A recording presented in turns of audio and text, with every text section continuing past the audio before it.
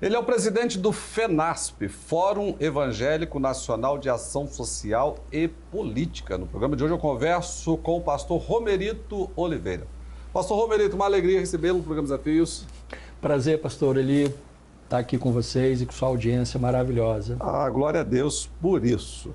Pastor Romerito também é advogado. Sim, me formei em 2016, estou exercendo a advocacia desde o segundo semestre de 2016 para cá, portanto, aí vamos para 7 anos de militância na área da advocacia.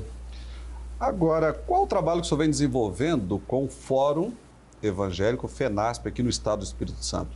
Pastor Eli, o Fórum Evangélico Nacional de Ação Social e Política, o FENASP, ele foi criado em 2002, ainda num período um tanto embrionário no Congresso Nacional, onde os conservadores pretendiam acompanhar e estar fiscalizando de perto o que os parlamentares ali dentro discutiam e aprovavam como lei.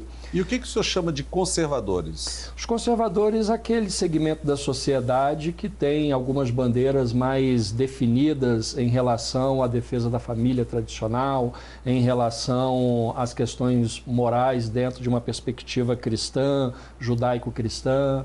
Então, esse grupo de parlamentares que desenvolviam os seus trabalhos dentro do legislativo, de alguma maneira não sabiam como se articular. E o FENASP aparece nesse momento para, de alguma forma, tentar orientá-los, ajudá-los e, ao mesmo tempo, observar a produção que se fazia dentro do Congresso.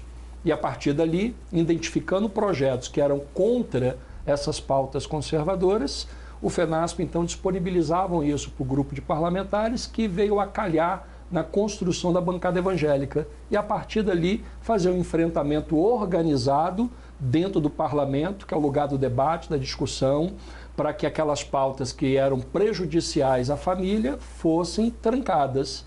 E qual o olhar do pastor Romerito como presidente do FENASP, até como advogado, nesse momento que nós, brasileiros, a sociedade, a família está exposta a tantas fake news, intervenções indevidas ou não do próprio Supremo ou de um dos ministros, em termos de ameaças até para esses valores que o FENASP defende, que nós defendemos aqui no programa Desafios também, sobre família?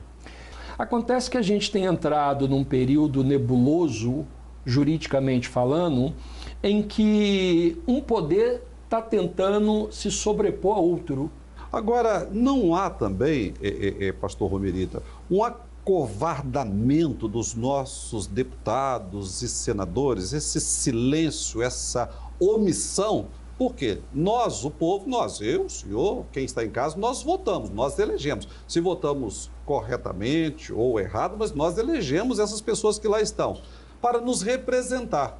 E a gente não vê uma atitude dos nossos deputados federais e dos nossos senadores, eles que deveriam ir lá bater na porta do Supremo. Peraí, aqui, não é isso? Os limites de vocês? Pastor, existe 2 aspectos dentro desse chamado silêncio. Qual é o primeiro aspecto?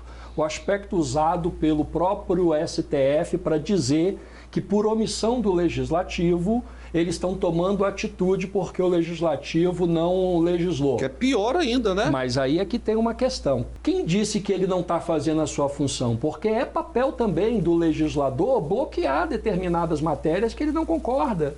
Então, o trabalho negativo do legislador de determinadas matérias, ele não permitiu o avanço delas, não é omissão. É, de fato, o seu exercício de obstrução. Isso faz parte do parlamento. E eles não deveriam interferir. De forma nenhuma. Ou seja, se a matéria foi para o Congresso e ela não foi aprovada, isso não significa omissão. Isso significa que a maioria obstruiu. E obstruiu por quê? Porque a maioria que representa essa sociedade não quer que aquela matéria passe. Porque a gente elege as pessoas e nós vemos o presidente da Câmara, o presidente do Senado, simplesmente eles estão apáticos. O Senado tem a competência de impeachment um determinado ministro por crime de responsabilidade. Mas dificilmente você vê isso acontecer, e aí também faço uma crítica de que a gente observa que o presidente do Senado, e não só esse, mas a maioria dos que lá estiveram naquela cadeira, eles têm uma certa subserviência.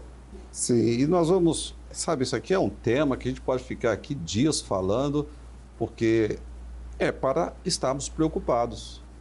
Porque a única casa que poderia, de certa forma, corrigir essa rota do Supremo Tribunal Federal, é como o senhor falou, parece que eles não sabem o tamanho deles. São somente 81 senadores representando mais de 215 milhões de brasileiros. E nós, o povo, estamos assistindo de mãos atadas porque eles que foram eleitos para isso. Eleitos, diplomados, ou seja, receberam dessa população exatamente uma carta de aprovação e apoio para que exercesse o papel deles de parlamentares. E pela covardia e omissão deles, o Brasil então deixa de ser gerenciado, administrado pelo Congresso todo e até pelo Executivo e fica nas mãos de 11 que, na verdade, pelo menos nos últimos anos, a gente tem visto um dos 11 ditando as regras. Isso preocupa, porque a gente acaba entendendo que não estamos vivendo uma democracia, mas sim, supostamente, já uma ditadura. Pastor, e aí eu pergunto, e a segurança jurídica por trás de todos esses desmandos que nós estamos assistindo? Vai indo para o ralo. Nós não temos mais segurança jurídica, isso afasta investimento, isso coloca o capital estrangeiro para fugir do Brasil. Então, ou seja, todos os problemas advindos de um comportamento inadequado, ele começa a refletir para a sociedade. Então, agora recente, fecharam as portas de um teatro por causa de um humorista. A igreja está correndo risco ou não? Totalmente, pastor. O que nós hoje estamos assistindo é um recrudescimento tirânico da liberdade de expressão, em que não se tem mais aquilo que se garantia na Constituição, como manifestação de crença, manifestação do pensamento, manifestação da expressão, quando você tem determinados censores sendo criados de forma imprópria, dentro da própria interpretação, muitas das vezes, do judiciário, ou agora a gente tem aí, por exemplo, Ministério da Justiça, tendo interpretações cada vez mais recrudescentes com a liberdade de expressão, em que quem dita o que pode ser falado e o que não pode ser falado são pessoas que não têm um voto da sociedade. O senhor, como advogado, como presidente do Fórum Evangélico Nacional de Ação Social e Política, a Bíblia fala: o meu povo sofre porque falta conhecimento. Nesse momento, qual a orientação do senhor como pastor para a sociedade, para todos que estão nos assistindo? Nós estamos vivendo um momento, pastor Eli, que a ausência do conhecimento está levando a um avanço da tirania. E aquilo que o pastor Martin Luther King dizia está acontecendo, ou seja, o silêncio dos bons está fazendo com que os maus cada vez mais venham se alvorecer na sociedade. E nós entendemos que é tempo de se levantar e de dizer as coisas que são verdadeiras, de defender as coisas que são de direito. Pastor, eu quero colocar aqui o programa Desafios à disposição do FENASP, dessa organização, porque nós precisamos trabalharmos organizados. E o programa Desafios é essa porta que vai ajudar no replanejamento do futuro da nossa nação, porque nós não podemos aceitar de forma omissa essa tirania, como o senhor disse, essa imposição de um governo totalitário, uma vez que nós vivemos um regime democrático.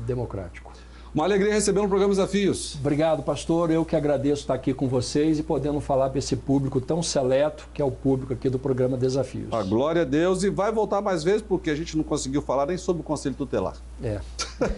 Para você que está em casa, hoje esse bate-papo com o pastor Romerito Oliveira, presidente do FENASP, Fórum Evangélico Nacional de Ação Social e Política. Não pense que o problema não vai chegar na sua vida, na sua casa e na sua família. Meu filho, de 20 anos, ele usa um termo muito simples. Ele fala assim, pai, é até a água bater na bunda. A hora que chegar e bater na sua, aí você vai acordar. Sabe por quê? Nós, estou me incluindo, nós fomos os eleitores. E os eleitores também são responsáveis. E eu vou usar uma palavra muito forte aqui, por essa desgraça que está acontecendo no nosso país. Cada um entenda como queira. Nós precisamos ser responsáveis. Pense nisso. Desafios, volta já.